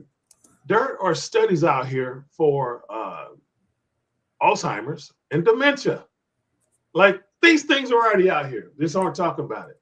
If you're not rich, they're not going to tell you about it. And matter of fact, the University of Cougars strength coach, I was watching ESPN about 2 months ago. He was in stage 4 melanoma cancer. They gave him 4 to 6 weeks to live. He wasn't making it. Everything that doctors gave him to do, it wasn't working, the chemo. So they said he did alternative stuff. They showed him on TV climbing to this hyperbaric chamber. Now his numbers are normal. Those stories are out there and they're everywhere. If you have strokes, because your blood is like a gas, it gets through all the blockages.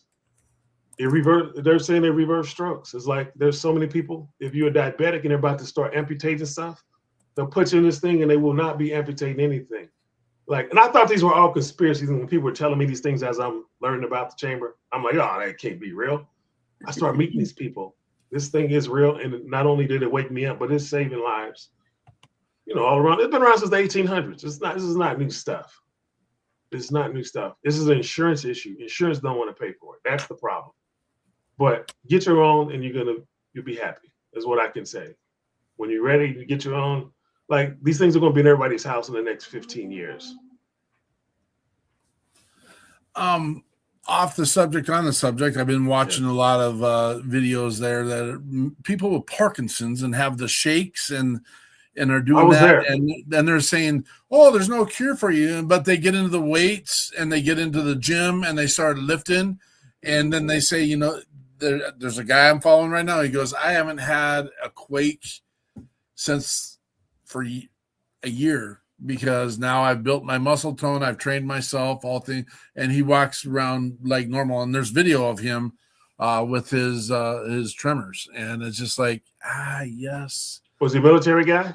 I don't think he is. Not in this particular situation. 3 of my team, we're Olympic athletes. We're a small group. It's probably, I think I represent 700 athletes in court right now. 3 of my teammates have Parkinson's. I think one of them took his life already.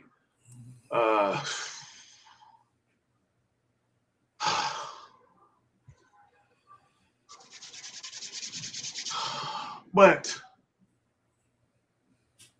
Parkinson's also comes from the head trauma.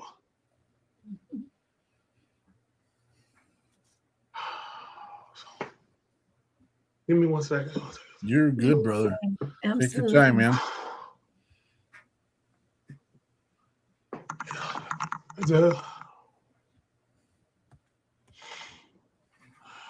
Man, it just doesn't make sense. It doesn't make sense. Like I said, some of my teammates are Parkinson's. I got to the point. I had a couple of days when my hands started slowly shaking. It wasn't bad. It was prior to me finding the chamber. And since I've been using the chamber, I haven't had that. So I don't know if that's where I was headed. I don't know.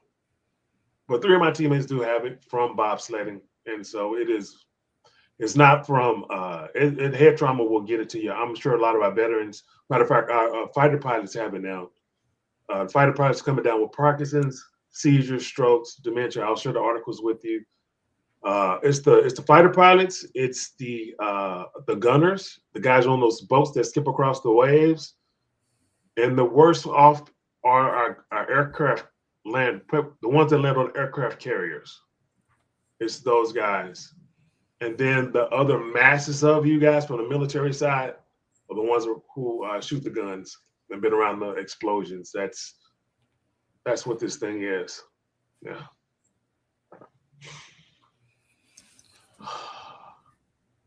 I think you're on to something, brother, and I think you have something that is beneficial for a gigantic portion of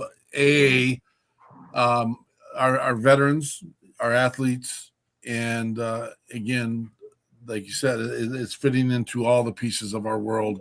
I'm super excited about what you're doing. Please let us know how we can be supporting and doing what we can to help you get to the next levels. We're going to start reaching out and having some conversations. Collaboration is going to get this done, brother. Absolutely, again, absolutely.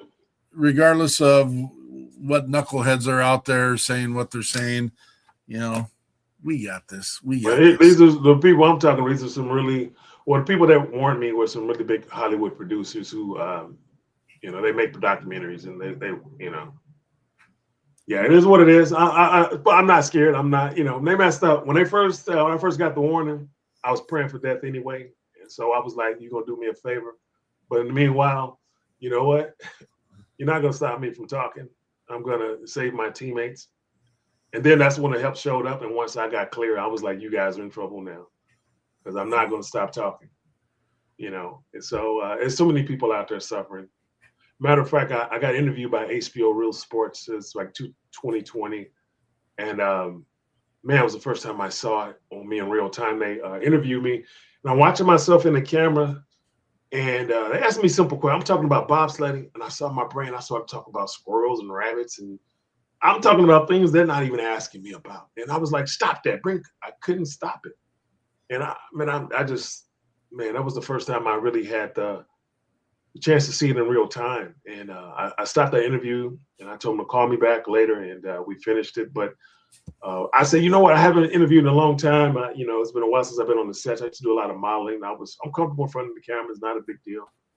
And I said, I just haven't been doing it in a while. So every mirror I saw for the next 3 days, I'm in the mirror talking to myself and just practicing. Had an interview with NBC on that next Friday, coming up 3 days. And when I turned the cameras on, we started talking, and the same thing happened. I had no control over it.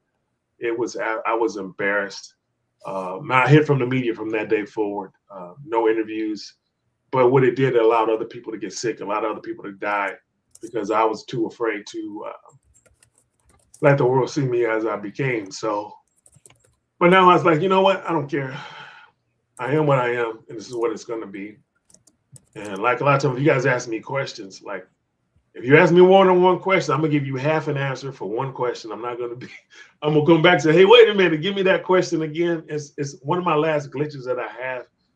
And I don't think I'm ever gonna kick that one, because I did this thing for 9 years. And I know now from my sport, they said we're pulling 5Gs. This article came out from the New York Times that diagnosed me called Sledhead. You look at that one. They tested the track in Canada. There were spikes of 84.5 G forces. And that's why all my teammates are sick. That's why there's so many Winter Olympic athletes around the world killing themselves and sick and aneurysms and things like that. But it's right here in our faces, and it's just disgusting. I'm just not going. They're not going to stop me from talking now. I'm trying to help as many as I can. I'm not here to be an enemy. I'm just here to save lives. That's it. That's my only agenda. And there's nothing they can do that's going to stop me from doing what I'm doing now. They're going to have to. Yeah. You don't gotta carry the load by yourself, brother. There's people that'll join you. But I was wondering, because I ain't felt that way. Hasn't felt that way. Like I said, I'm in court right now fighting these high power lawyers that I hired. And because they teamed up with the other guys, like I'm alone, but I'm so far alone. But yeah, I'm really here building community, and you guys are really helping me. You guys are. You're keeping me alive in the media, and so it's kind of like my story's out there now. And these threats that are out there, they're gonna have people to answer to if something happens to me at this point. That's just what it is. I don't really care. Like I said, I know what my mission is, and that's what I'm here to do, and that's all I'm gonna do. So, yeah. And we're gonna complete this thing. It's gonna be for free. I'm gonna donate the building myself. So, like I said, the foundation's in place, and so when I do leave this place, this thing will be up and going. Because the one thing about these chambers, there's no maintenance. Like, you know what I mean? I don't have to put oil in it. I don't have to put no gas in it. I don't have to maintenance it up every 3 days it's nothing. I have to turn them on. It's so simple. And it's only oxygen. That's the crazy part. It's oxygen. Like I'm not on any more meds. I know so many people who started this thing, they're on like 13, 14 pills. These are veterans. And this thing it'll reduce that stuff for you if you stick with it. And make sure you do the health screening, because there's certain things you can't get in this machine with. Like there's certain type of chemos if you have in your system. You know, there's things in place that for safety wise that you have to follow. But it's very simple stuff. You know, it's very simple. Yeah. Well, we've come to the time where we've got all the answers. I don't know if we have all the solutions, but we've laid it on the line. We want to give a big shout out to Sal Gonzalez and the great work he's doing down in Nashville. But it would have been nice to have Sal's perspective in some of these pieces in closing. And I think there is a connection that he wants to explore with you, Mr. Pearson. And Absolutely. So we're going to make sure we keep that relationship, or at least that conversation, rolling and going. But we're at the place and time where we come and bring our show to a close. And we do that through final thoughts. And Frank usually starts final thoughts, and we'll just go clockwise on our. So Frank, Andrea, William, and then myself. Frank, what do you got, brother? Well, I didn't really have anything until I listened to Sal's first song. And it reminded me, and I wrote in private chat a note to Sal. And I remember a time when I was out deployed, like, you know, so many other people are. And it was the holidays. And my daughters were very young. My youngest daughter was probably only 5 years old, 4 years old at that time. And my oldest daughter was probably 7 at that time. And I found myself sitting on top of a building that had been shot up and burned. And I had 5 minutes on a satellite phone to contact my kids and wish them a Merry Christmas. And so I reached them, and of course, being my kids, they wanted to talk to me about a lot of things. And I had to tell them that I only had so many minutes to share with them. And I really couldn't go into the things that they wanted to talk about, telling me how their day was, how things were, you know, the kids that they were playing with, the things that they were doing. And it doesn't really surprise me that I lost my wife and my kids. And it wasn't just one occurrence. I mean, I was in the Army for 28 years on active duty, and all the things that I missed, all the things that I didn't have a chance to see or do. And, you know, at the time I thought, this is what I do. I'm a soldier. I'm a leader. I'm here because there's a reason. And it just makes me wonder sometimes what would have happened had I followed the path that most people did and got out earlier, or, you know, just decided to take care of my family and not pursue this especially this profession that I love so much. But that's one of the reasons why I write my books, and it's to let people know who haven't served the things that we go through when we're deployed, and to understand veterans and people in the military a little more, because there's such a small percentage of people who serve.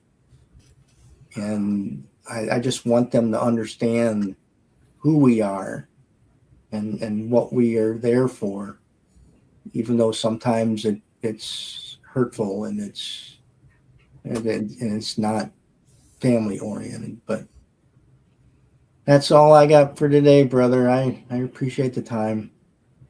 Thanks for being here, Frank. Andrea. Yeah. I thank you, Frank, for all of that. That was, of course, when Sal got on and we started talking, I started researching survivor's guilt and what can HBOT do for that, and trying to make those connections right away. And so, not that Sal is all about that, but clearly his song points at that piece as well. And sometimes when we look deep enough, they don't even realize that's what's troubling them. And so just the combination of having Sal on here and having William come to share is an amazing connection.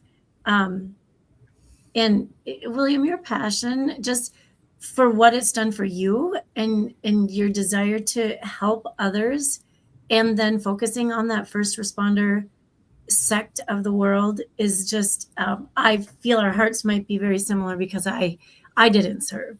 And that's why I'm here doing this, is because I just feel they give so much, and whatever we can give them back. And I was reading about some of their agencies that don't really buy into the HBOT therapy right now. And but then there is story after story after story after story about how it's working. And so we definitely want to help be a mouthpiece for promoting that, because honestly, why wouldn't you?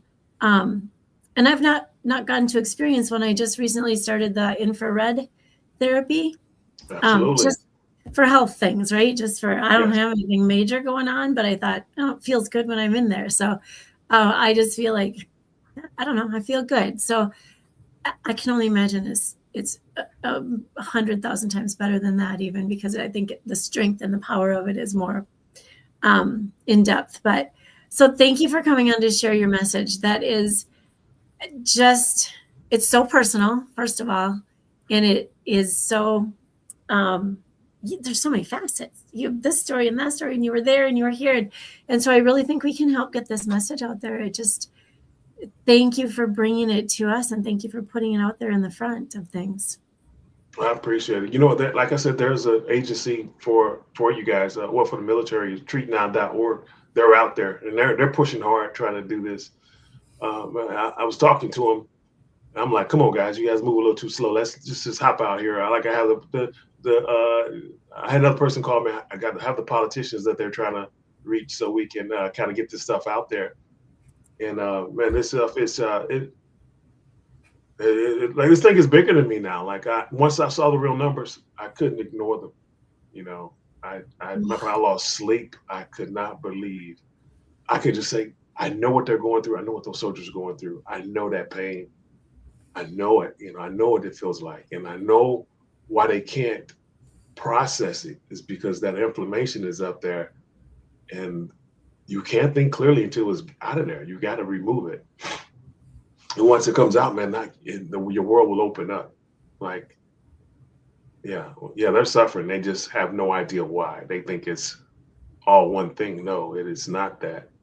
It's just, we got to address the simple problem. Remove the inflammation like any other soft tissue injury in the world.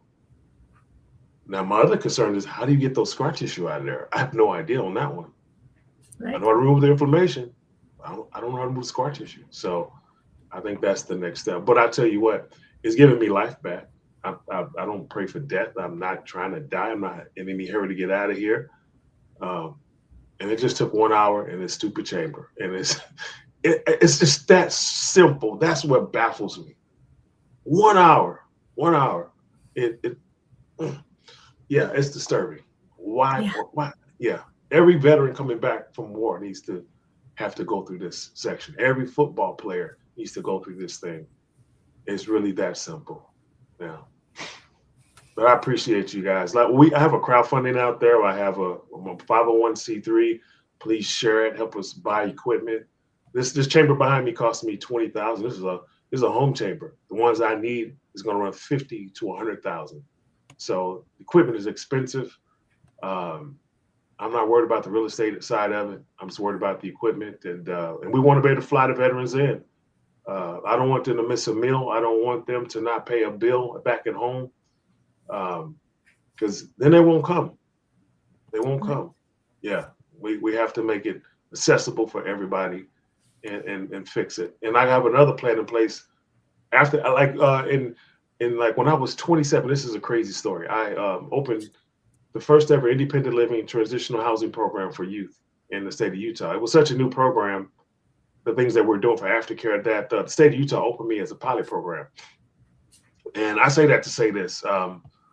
When other providers saw what I was doing and they saw the difference I was making and the money we were making, it was bigger, and our progress was better. Our recidivism rate in Utah at that time was 97% for youth corrections. If you got in my program, made 30 days, recidivism rate was around 20%, 23%, something like that. It was a huge difference. And so people started cloning my program, and they were like, hey, you should sue them. I was like, no, I have a 9-bed inpatient facility.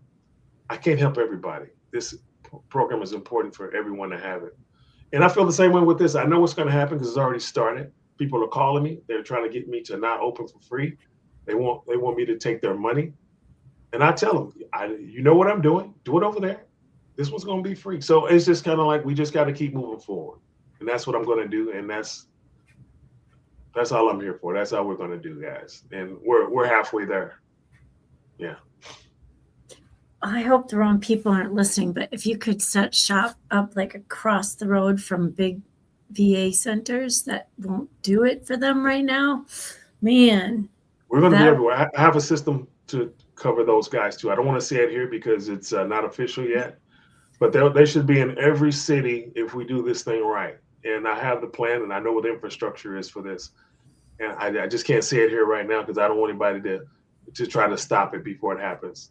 This kind of thing, you have to do it and ask for forgiveness later, because Absolutely. They're going to try to stop you. Yeah, especially the other people who there's a lot of people who make money with these machines, and they're not going to be happy with me doing this either. But I'm focusing on our veterans. I don't really focus on our guys. Yeah. Right. Whew. Big stuff. Yeah. Is that your final thoughts, Pearson? Yeah. And also, if you find your loved ones, if they come from the area where they have been possibly compromised, and they're not acting like themselves, reach out. I'll help you maneuver through this, guys. Find me on TikTok, One Man with a Chamber. I don't charge anything. I'll help you find resources. I'll show you how to CTE proof your home and your resources. Let me tell you why. I bought 4 cars during COVID. Ask me why. I don't know, but I did it. I had to have these cars, but you can't think straight. Your mind is all over. You get fixated on things. That's why the military guys are having such a struggle, because when you get fixated on the killing, this is what you've been doing for so long. I'm sorry I keep saying that. You get stuck at doing what you were doing. That's where your mind's stuck. That's why when I woke up and I left the sport, I still thought I was 28. Nobody couldn't tell me I wasn't 28. It's a loop that we live in. And this loop is just deadly and it's dangerous because you get stuck in it and you can't get out that loop because your brain is compromised. It took for me to get that treatment, and then it freed it up. It was 1 hour, it was gone. It was like, what? I know it sounds insane, but it's so many of your veterans already doing it, guys. Look out for them. They're there. They're around. Like you mentioned, the guys in Texas. Find those guys. These stories are here. You guys will be safe. You have to find the help. Yeah. We're absolutely blessed one more time for an amazing evening. Thank you for the WP3 team that has helped us and allowed us to get the things done we get done. We've got a couple asks in the hopper that all seem to be focused down around Louisiana. We'll get on those and make sure that we're heading in the right direction on those. This week, we do have the WP3 board meeting tomorrow night.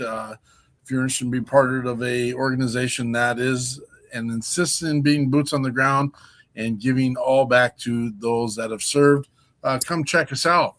We're also here tomorrow at 4:30 for the WP3 Weekly Debrief, which shares all the information that the People's Patriot Project is working on. That's WP3 is short for that. I know it doesn't mathematically make sense, but we are called We the People, the People's Patriot Project. We the People, we, P3. We'll get you through it. Makes sense to us. Again, thank you, William, for being on tonight. Thank you for the courageous journey and that you're here. You've been through some stuff, and you took the right steps in the right direction, and ultimately we're taking care of others. And that's I can't think of the right word. I wanted to say profound. It's not profound. It's what in today's world, place, and time, it's time to stop pointing fingers and realize tragedy does happen. It's not meant to happen, and no one wants it to happen. But at the end of the day, because of those two factors, we need to do a better job of taking care of each other. We are here to help and support those. We're not here to fix. We're not here to fix, and no one's broken. There just needs to be another path, a rethink. Again, thank you for everyone that's here. We don't currently at this moment have any guests for this next show. So we're a little bit behind right now. Usually we're about 3 months ahead of schedule. But with Reads Across America and that event that gobbled up our October, November, and December, we just have been busy. So we'll get on it. We'll have someone here Tuesday. And we just want to thank everyone for being part of our ride, part of our mission. And make sure you are checking your 6.